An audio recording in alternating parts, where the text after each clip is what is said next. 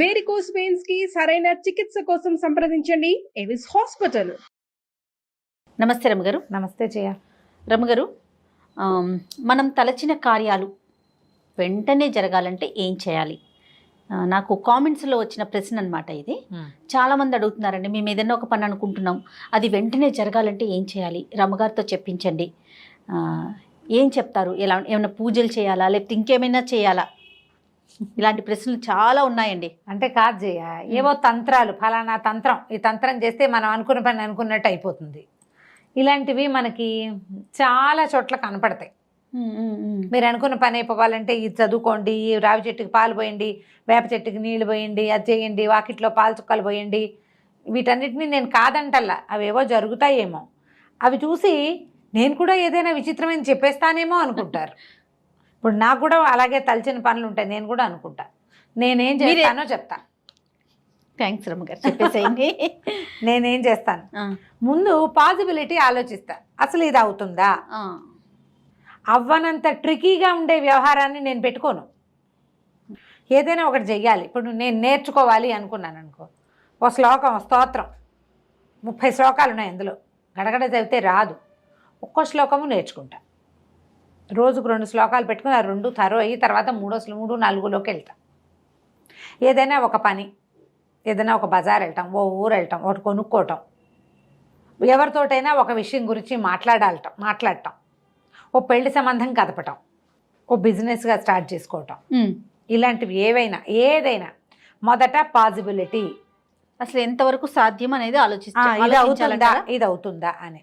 ఎప్పుడైనా మన తలచిన పనిలో మనం తలుస్తామో అందులో ఇంకా వేరే పీపుల్ ఇన్వాల్వ్ అయి ఉన్నారా అనేది చూడాలి మొదట. ఇప్పుడు నేనే బజార్ వెళ్ళటం అనుకో, నేను ఒకదాన్ని కాళ్ళు చేతులు ఆడిస్తే వెళ్ళిపోతా. నేనే నేర్చుకోవడం అయితే నేనే కాళ్ళు చేతులు నోరో ఆడిస్తే చేసేస్తా. ఇప్పుడు నేను బజార్ వెళ్ళి నిన్ను గలవాలి, నువ్వు అక్కడ ఉండాలి కాదు? అంతేగా. నిన్ను, మీ అమ్మగారిని, మీ అక్కయ్యని, మీ మామయ్యని కూడా గలవాలి. ఈ 5గురు అక్కడ ఉండాలి కదా. ఉండాలా? అవునవును. పాసిబిలిటీస్ చూసుకోవాలి. మనం ఒక విషయం ఒప్పించాలి, ఎవరితోటైనా డబ్బులు పెట్టుబడి పెట్టించాలి, ఎవరి దగ్గరైనా అప్పు తీసుకోవాలి, లేదా తీసుకున్నప్పు ఇప్పుడు తీర్చలేమో, ఫలానప్పుడు తీరుస్తాము, ప్రస్తుతాన్ని నువ్వు ఊరుకో అని చెప్పాలి. అప్పుడు వాళ్ళ పరిస్థితులను బట్టి కూడా మనం ఒకసారి అటువైపు కూడా నిలబడి కొంచెం ఆలోచిస్తే అప్పుడు మనం తలచిన పని ఎంత మటుకు వస్తాం మనకే తెలిసిపోతుంది. దీంతోపాటు దైవ సహాయం తీసుకోవటం. ఇంట్లో నుంచి ఈ పని మీద బయటికి వెళ్ళేటప్పుడు తప్పకుండా ఓ దీపారాధన చేయటం, మీ పద్ధతి ఏదైతే అది ప్రార్థన చేసుకోవటం, ఒక నమస్కారం చేసుకోవటం. ఇంట్లో దేవుడికి మన కష్టం, మన ఇబ్బంది, దేవుడా ఈ పని మీద వెళ్తున్నాను, దీన్ని సజావుగా చెయ్యి అని చెప్పటం. మన ఇంట్లో ఎవరైనా పెద్దవాళ్ళు ఉంటే వాళ్ళకు కూడా ఒక మాట చెప్పటం. చెప్పి వాళ్ళు అంతా సరిగానే అవుతుందిలే అంటే మనకి ఒక పాజిటివ్ సైన్ ఉంటుంది లోపల. వీటితోటి కొంత రకంగా పనులు అవుతాయి. ఇంకా ప్రచండమైన దైవ సహాయం తీసుకోవాలి. దేవుడా నేను ఈ పని మొక్కు అనుకున్నాను, ఇక తీరితే నీకు 2 కొబ్బరికాయలు కొడతాను, అలాంటివి కాకుండా ఎవరికైనా నేను కూడా సహాయం చేస్తాను లాంటివి మొక్కుకోవటం. దైవ దర్శనానికి వస్తాను అని ఏదైనా ఇవ్వడం అనే దాని మీద కాన్సెప్ట్ నాకు నమ్మకం ఉండదు జయ. భగవంతుడిగా దేవాలయాల్లో కొబ్బరికాయలు కొడతాను, అది చేయిస్తాను, ఇది చేయిస్తాను కాదు, నేను వచ్చి నీకు దర్శనం చేసుకుంటాను, నా శ్రద్ధని నీకు ఇస్తానని పెట్టుకుంటాను. ఏదైనా ఒకటి చదువుతా, చాలా మంచి విషయం. ఒకటి చదువుతాను. నేనేం చేస్తానంటే నా ఐడియానే చెప్తున్నా. ఇది ఇప్పుడు ఈ పని అయితే ఇది చదువుతాను అని చెప్పకూడదు. నువ్వు ఇది చదువు, ఏదైనా మొదలుపెట్టు, అది నీకు వెనకాల తోడుగా ఉంటుంది. నేను సాధారణంగా రామాయణాన్ని ఫాలో అవుతా. రామాయణంలో సకలార్థ సిద్ధి రామాయణం అని ఒక విధానం ఉంది. ఆ ప్రకారం సకలార్థ సిద్ధి రామాయణంలో ఈ అన్ని విషయాలు మనం అనుకున్న పనులు నెరవేరటానికి ఇందులో ధర్మకార్యం అనేది ఒక పాయింట్ ఉంటుంది. అందులో నీకు లాభం, ఇతరులకి నష్టం ఉంటే ఆ పని జరగదు మనం అనుకున్నా కూడా. ఒకవేళ అయినా చెడిపోతూ ఉంటుంది. అంటే భగవంతుడి మీద భారం వేసినప్పుడు కదా. అదే నువ్వే చేస్తే నువ్వు ఎదుటివాడిని మోసం చేస్తావు, నువ్వే సంపాదించుకుంటావు, అలాంటి వాళ్ళు కోకొల్లలుగా కనపడతారు. అవును. బట్ ఇలాంటి వ్యవహారంలో మనం దేవుణ్ణి కనుక మన వ్యవహారంలోకి లాగితే ఒక ధర్మబద్ధమైనది, దానివల్ల ఇతరులకి నష్టం కానీ, బాధ కానీ, కష్టం కానీ కలగనిది, నీ ప్రాస్పరిటీ, నీ పిల్లల అభివృద్ధి, నీ వ్యాపార అభివృద్ధి, నీకే విద్యాభివృద్ధి, నీకే మనశ్శాంతి, చిత్తశాంతి. పిల్లలకి ఏవో హ్యాబిట్స్ ఉన్నాయి, భర్తలకి ఏవో హ్యాబిట్స్ ఉన్నాయి, వ్యాపారం కలిసి రావట్లేదు, డబ్బులు కలిసి రావట్లేదు. ఆల్రెడీ నీ దగ్గర కోట్లుంటే ఇంకా కోటాను కోట్లు రావాలంటే కాదు సుమి. అలా కాదు. ఇలా మన సమస్యల్లో ఉన్నప్పుడు దేవుడా నా చేయి పట్టుకో, నాతో ఉండు, నాకు సహాయం చేయి, నా వెన్నుదన్నుగా ఉండు నువ్వు అని భగవంతుడిని ప్రార్థించే విధానాల్లో రామాయణం లాంటి గ్రంథాలు చదువుకోవటం, రోజు రామాయణం చదవటం, అది మనకి అన్ని కార్యాల్లోనూ హెల్ప్ చేస్తుంది. రామాయణం ఒక విపరీతమైన పాజిటివిటీ ఉన్నటువంటి గ్రంథం. ఆ పాజిటివ్ థింగ్ని మీతో పాటు ఉంచుకోండి. ఓకే. లేదా భగవద్గీత చదవండి. భగవద్గీతలో కూడా కొన్ని ప్రత్యేక శ్లోకాలు ఉన్నాయి కదా. అనన్యాశ్చింతయంతో మాం ఏ జనా పర్యుపాసతే తేషాం నిత్యాభియుక్తానాం యోగక్షేమం వహామ్యహం. ఇది చదవండి. పరిత్రాణాయ సాధూనాం వినాశాయ చ దుష్కృతాం ధర్మ సంస్థాపనార్థాయ సంభవామి యుగే యుగే. ధర్మం కోసం భగవంతుడు పుడతాను, ప్రతి యుగంలోనూ పుడతానన్నాడు. నమ్మితే అతను మీ వెనకాల ఉంటాడు అంతే. ఓవేళ పని అవ్వకపోతే దేవుణ్ణి తిట్టద్దు, ప్రయత్నాన్ని తిట్టుకోండి, ప్రయత్నాన్ని సరిచేయండి. ప్రయత్న లోపాన్ని గుర్తించుకోవాలి. మనం సరిగా చేయలా, ఎక్కడో సరిగ్గా చేసాం, మనం తప్పు చేసాం, లేదా ఎదుటివాడు పాజిటివ్గా లేడు, వాడు పాజిటివ్గా ఉండాలని కోరుకోవటం మొదలు పెట్టండి. మీరు ఏం జరిగినా మనం మంచిగా అనుకో. ఇవాళకి ఆగింది, ఓకే, రేపు జరుగుతుందేమో. నువ్వు భగవంతుడి మీద విశ్వాసం ఉంటే పనులు అవుతాయి, మీ మీద మీకు విశ్వాసం ఉంటే పనులు అవుతాయి. మీరు ఎంత పాజిటివ్గా ఉంటే అంత పాజిటివ్గా పని అవుతుంది. ఓకే. ఏది ఎంత ట్రై చేసినా అవ్వట్లేదు, 4 అది మనది కాదు, ఇది మనది కాదని మానేయండి, కొత్తది మొదలు పెట్టండి, హాయిగా ఉంటుంది. ఇప్పుడు ఇందులో చూడు, నెగిటివిటీకి తావు లేదు, నిరాశకి తావు లేదు, మీకు కుంగుబాటు రాదు, మీ ప్రెషర్ మీ వాతావరణం మీద పడదు, హాయిగా ఉంటుంది. నేనైతే ఖచ్చితంగా దీన్ని ఫాలో అవుతాను జయ. ఇది మొన్నటి దాకా చెప్తున్నా ఏం చేశాను. అయోధ్యకాండలో మొదటి 2 సర్గలు శ్రీరామ గుణవర్ణనం చదివేదాన్ని.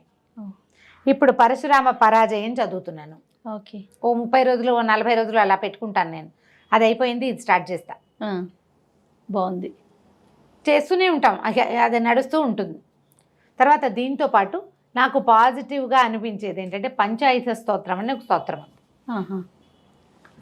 విష్ణువుకి సంబంధించింది.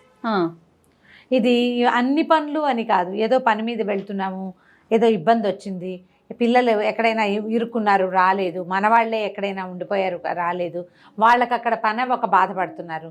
అలాంటప్పుడు మనకి సహాయం కోసం పంచాయత స్తోత్రాన్ని తీసుకోవచ్చు, చాలా సహాయం చేస్తుంది. అది ఎట్లా చేయాలంటే ఊరికే ఒకసారి కాకుండా 5 టైమ్స్ 5 సార్లు విష్ణువు యొక్క 5 ఆయుధాలకి సంబంధించిన స్తోత్రం.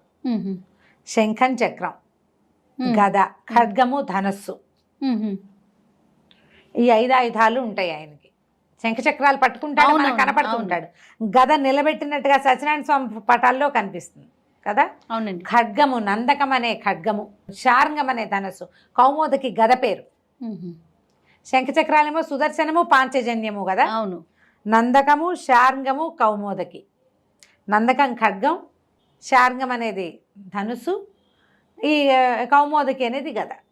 శార్ంగాయుధపాణి అని కనపడుతుంటాడు విష్ణుమూర్తి పేరు, ఆ శార్ంగం ఇదన్నమాట. ఓకే.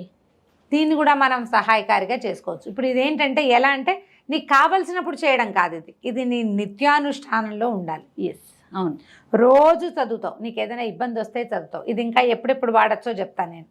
మనం ఏదైనా ఒక పని కోసం వెళ్ళేటప్పుడు, ప్రయాణంలో, ఏదైనా యాత్రకు వెళ్ళేటప్పుడు, దేవాలయ దర్శనానికి వెళ్ళేటప్పుడు, హాస్పిటల్స్కి వెళ్ళేటప్పుడు, అనారోగ్యంగా ఉన్నప్పుడు, పిల్లలకి ఏదైనా యాక్సిడెంట్ అయ్యి ప్రమాదంగా ఉన్నప్పుడు, ఎవరికి యాక్సిడెంట్ అయినా తర్వాత పిల్లలకి దిష్టి తగిలి పిల్లలు తెగ ఏడ్చేస్తుంటారు, నిద్రలో ఏడుస్తారు. అవును.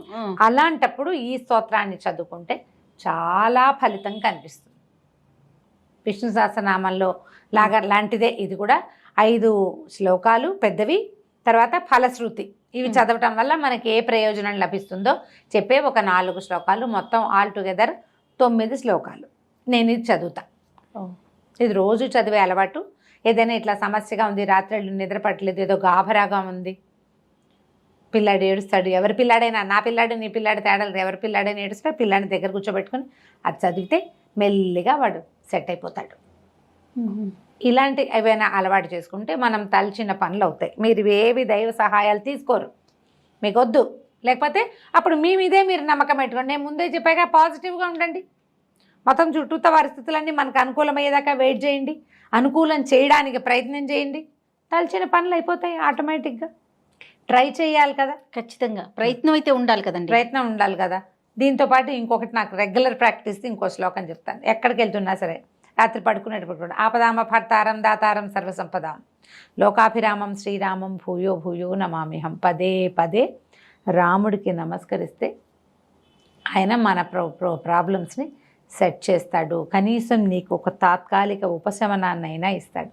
నువ్వు ఎంత నమ్ముతావో నీకు అంత కుదురుతుంది. ఓకే. ఇదేంటంటే దూరంగా ఎక్కడో మిణుకుమంటున్నటువంటి జ్యోతిని చూసి అక్కడ ఒక వెచ్చదనం ఉందన్న నమ్మకంతో పనిచేయటం. దానికోసం నడుచుకుంటూ వెళ్ళిపోతాం మనం. అక్కడ వెలుగు ఉందని, ఆ వెలుగే ఇట్లా భగవంతుడి స్వరూపం. మనం ఏదైనా ఒకటి పెట్టుకుంటే హాయిగా అవుతుంది. నీకు చేయలేదనుకో, ఇప్పుడు క్రియలు కాదు ఇవి, మనమే చేసుకునేది. అవును. ఫలానా చెట్టు ఫలానా ఆకు పువ్వు ఏమీ లేదు, నీ నోరు నీ బుద్ధి, నువ్వే చదువుకుంటావు. పిల్లలకి నేర్పించండి, హాయిగా ఉంటుంది. నాన్న చదువుకో, రోజువారీ చదువుకుంటూ ఉండు, చదివితే ఉపయోగం ఉందా లేదా అని ఆలోచించకుండా అలవాటు చేసుకుంటే ఖచ్చితంగా ఆ శ్లోకాల వల్ల ఉపయోగం ఉంటుంది మనకి. తప్పకుండా రమ్మ గారు. నమస్తే. నమస్తే.